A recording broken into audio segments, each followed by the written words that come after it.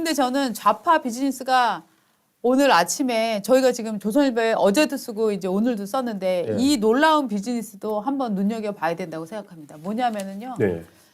자, 일본이랑 화해해서는 안 돼. 일본 돈을 받아서는 안 돼. 정부가 징용 피해 네. 이거를 일본 돈 말고 그냥 일단 우리 정부나 기업 돈으로 객출해서 일본 기업이랑 객출해서 보상을 할게. 이거를 가슴 아프지만 한국의 슬픈 역사야. 그러니까 이걸로 가름을 하고 네. 한일 관계는 회복을 해야 돼라고 했을 때 이른바 절대 받아서는 안 된다. 그렇죠. 이게 이제 이른바 삼자 변제 방식인데 네. 삼자 네. 변제 방식을 윤석열 정부에서 제안을 했고 네. 그 강제징용 피해자들 네. 한 5분 중에서 일부 유족들은 받고 네. 그러니까 돌아가신 분들 네. 유가족들이 그걸 받겠다 수용을 했는데 그걸 못하게 엄청나게 막았던 거 아닙니까? 그게 이제 이른바 민변 변호사들이 예. 주축이 된 각종 이런 단체였는데 이게 말입니다. 시민단체가 아니라 브로커였나 저희는 이런 의문을 갖습니다. 뭐냐 하면은 자 당신들 이 사람들에게 처음에 서약서를 받았다는 거예요. 당신들 저 앞으로 어떻게 해서 보상금 받게 되면 20%를 우리 발전기금으로 낸다 하는 예. 서약서를 받았다는 겁니다. 그러니까 일제 강제 동원 시민 모임, 네. 일제 강제 동원 시민 모임이라고 하는 단체가 있는데 이 단체에서 오래 전부터 그러니까 일제 강제징용 피해자들을 이렇게 모아가지고 처음에는 일본 법원에 가가지고 소송을 했어요. 맞습니다. 일본 법원에 가서 소송을 했는데 거기서 소송 자체가 안 됐죠. 네. 그래서 수를 찾은 게 한국에 와가지고 그렇죠. 한국 법원을 상대로 소송을 제기를 한 거예요. 네. 그래서 한국 법원을 상대로 일본 기업 전부 그 일본 강제징용을 했던 기업들을 상대로 소송을 해가지고 네. 대법원까지 가서 네. 받아낸 거예요. 네. 판결을 받아낸 다음에 근데 판결을 받아내봐야 뭐 합니까? 돈을 받아낼 방법이 없는데. 그런데 그것 때문에 사실은 한일 관계가 너무너무 훼손되니까 네. 윤석열 정부에서 어쨌든 삼자 변제라는 해결책을 제시를 해가지고 네. 이제 매듭을 풀자 10년 네. 넘은 매듭을 풀자라고 해서 솔루션을 냈는데 그거를 누구보다도 반대했던 게 이 사람들인 거예요. 그런데 이 사람들이 지금 수령한 사람들한테 네. 수령은 이제 본인이 하는 경우보다는 이제는 유족들이, 유족이 예. 수령하는 경우가 많거든요. 근데 딱 지난 1일 날 판결금을 이제 수령한 피해자 유족들한테 공문을 딱 보냅니다. 뭐냐면은 약정급 지급 요청 공문. 예. 이게 뭐냐면은 수령한 2억 5,631만 3,458원 중 20%인 정말 원 단위까지 깨알처럼 파악을 한 후에 5,126만 2,692원을 아. 시민 모임의 보수로 지급하셔야 한다. 많은 협조를 부탁드린다. 이렇게 보냈습니다. 야. 이게 뭐냐면 자 너네 할아버지가 여기에 우리한테 20% 약정 보수료 준다고 선언했어. 그러니까 너네가 이 지금 피해 보상금을 수령을 하면 그 돌아가신 분의 모든 권리를 그 양수한 거니까 너네는 우리한테 20% 커미션을 줘야 돼라고 통지문을 보낸 거예요. 근데 유족들은 지금 네. 기가 막힌 게 유족들은 이거 10년 전에 이런 약정서를 자신의 네. 아버지, 할아버지가 이 일제 강제 동원 시민 모임과 약정을 맺었다고 하는데 네. 그때 약정을 맺을 당시에 이분들이 다 이미 80대, 90대였거든요. 네. 어떻게 본다면은 이런 조항이 들어가 있는지도 잘 모르고 했을 수도 있고 유족들은 몰랐다는 거예요. 네. 몰랐는데 이 일제 강제 동원 시민 모임에 있는 변호사라고 네. 하는 사람이 이게 판결금 수령을 했으니까 약정금을 지급해야 된다고 정식 공문으로 보내서 이거 법원으로 가자는 거예요. 맞아요. 가서 법적으로 이제 따지자고 하니까 답답한 거죠. 보면은 이분이 김모 변호사라고 하는데 이분이 보면은 민주사회를 위한 변호사 모임 광주 전남 지부 출신이고 또 그 전신인 근로정신대 할머니와 함께하는 시민 모임 공동 대표도 했고, 그러니까 이분은 뭐 이 사람 시민단체에 한 10개 이상 이름 올려놓은 그러니까요. 사람이에요. 왜 민변 변호사는 예. 이렇게 많은 저희 시민단체에 짐작입니다. 예. 이름을 올려놓고 네. 활동을 해야 할까? 네. 그게 의문이 드는 겁니다. 근데 저는 그 의문의 키워드 중에 하나는 이 예. 약정 보상이라고 생각을 합니다. 그렇군요. 네. 이해 보십시오. 이 사람들이 앞으로는 어떻게 카메라 앞에서 뭐라고 얘기하냐? 야, 이게 무슨 돈 문제야. 보상은 돈 문제가 아니야. 지금 사죄가 먼저야. 그러니까 그렇죠. 이런 걸 받아들일 수가 없어. 그렇게 얘기를 했어요. 자기들이. 라고 얘기를 한 다음에 뒤로는 자 사인하세요. 예. 돈 받으시면 20% 저희 겁니다. 세상에 20% 수수료는 말이죠. 이거 엄청 빡센 수수료예요. 이거 예. 약취 그러니까 약간 좀 노인들 예. 약취 유인해가지고 강탈하는 거 돈 뺏는 거예요 이거. 예, 그러니까 이게 형사 사건에서는 이런 보수료 성공 보수를 받는 게 이게 완전히 위법이거든요. 그러니까 이제 이게 민사기 때문에 수수료를 약정할 수는 있지만 일종의 성공 보상 같은 거잖아요. 예.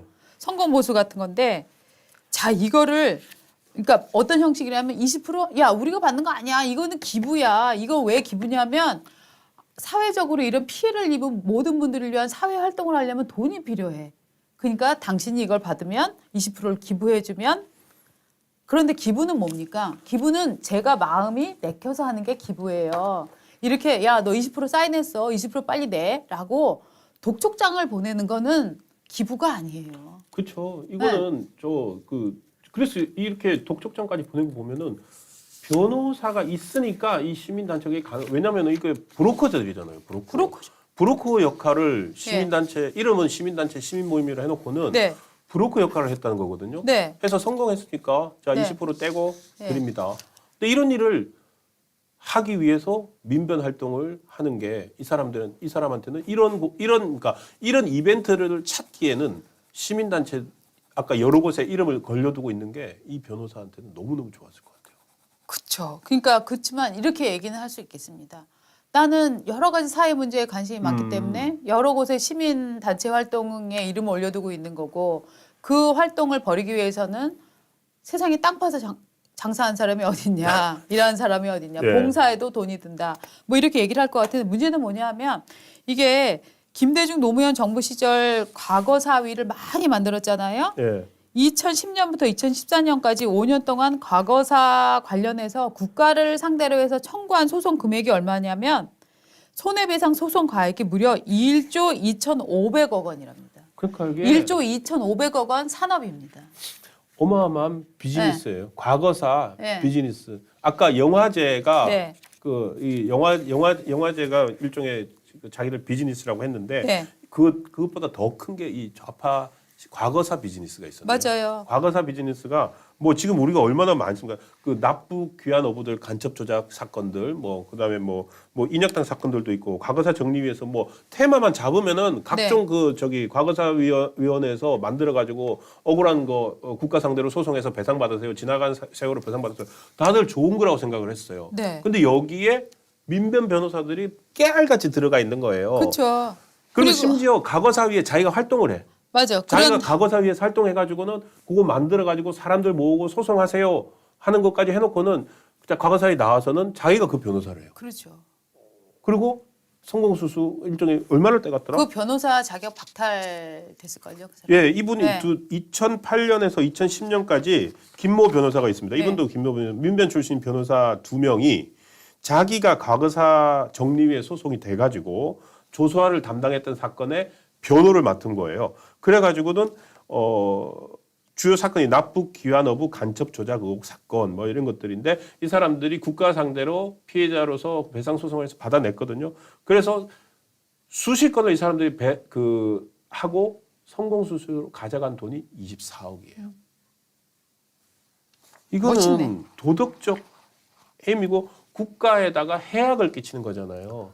그리고 이 국가도 나라 돈을 빼먹는 거잖아요. 그러니까 도덕적으로 또 놀라운 건 뭐냐면 소녀상 사실 예. 소녀상 때문에 소녀상은 저기 윤미향 팩트를 어떻게 보면은 과거사 팩트를 살짝 오인하게 하는 부분도 있거든요. 예. 실제 이제 그 위안부 평균 나이하고 소녀상의 나이하고 많이 차이가 나는데 물론 극악한 케이스도 있었습니다만 대부분의 경우랑은 좀 배치가 되는 경우들이에요. 그런데 이 평화의 소녀상 만든 부부는 심지어 요거를 특허청에다가 2016년에 상표권 등록을 하려다가 특허청에서 반려를 했어요. 왜냐하면 공익에 맞지 않는다라고 해갖고 소녀상 마치 여러분들이 보기에는 작가들이 막 고뇌의 힘을 실어서 거의 막 무상으로 뭔가 돌리고 있는 것 같은데 실제로 소녀상 세우는데 돈도 굉장히 많이 지자체 예산으로 들어갔고요. 그렇죠.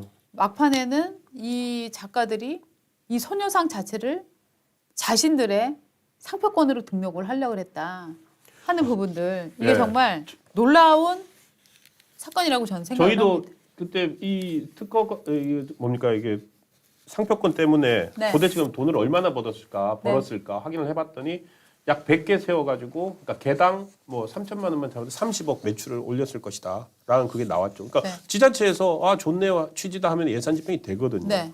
그리고 아까 1조 2,500억 원의 소송 가액이었는데 이 중에 이거를 1조 2010년부터 14년까지 그 김대중 노무현 정부 시절에 활동했던 과거사위에서 그 국가 상대로 청구된 손해배상이 1조 2,500억 원이었는데 이 중에 거의 절반을 법무법인 덕수, 정평, 지평 이 3개 로펌이 대리를 했다고 합니다. 그 3개 로펌의 공통점이 무엇이냐? 민변 변호사들이 굉장히 많아요. 많다. 네. 그 중에서 네. 정평이라고 하는 법무법인 같은 경우에는 저기 통진당 네. 그 이정희 네. 대표의 네. 남편. 남편인 맡아서 하고 있었던 거예요. 네. 그러니까 이 사람들은 과거에 지금은 그냥 그 변호사 중에 하나예요. 과거에 이제 대표 변호사 중에 하나였고 지금 그냥 변호사예요. 아니, 저는 이해가 안 되는 게 네. 이게 특히나 통진당 같은 경우에는 네. 대한민국의 정체성에 대해서 그 훼손하는 그런 행태를 상당히 많이 보내거든요. 맞아요. 그런데 또 이런 거 할 때는 또 알차게 국가 상대로 열심히 해가지고 네. 빼먹어요. 네. 마치 하여튼 좀 이 사람들은 이념을 얘기하지만 실제로는 그걸 이념을 얘기하고 많이 얘기하고 그게 문제가 될수록 자기들의 주머니가 두둑해지는 네. 정말로 희한한 비즈니스 구조를 만들어 놓은 것 같습니다.